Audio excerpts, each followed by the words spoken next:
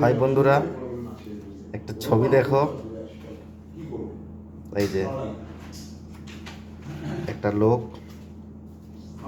মুখে থার্মোমিটার নিয়ে ঘুমোচ্ছে। এই যে মুখে থার্মোমিটার নিয়ে ঘুমোচ্ছে। এই লোকটার অশেষ গুণ আছে, তো একদিনে ভিডিওতে বলবো না, রোজ একটু একটু করে জানাবো এই মানুষটাকে নিয়ে।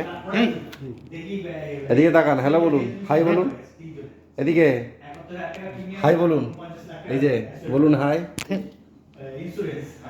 ও লজ্জা পাচ্ছে।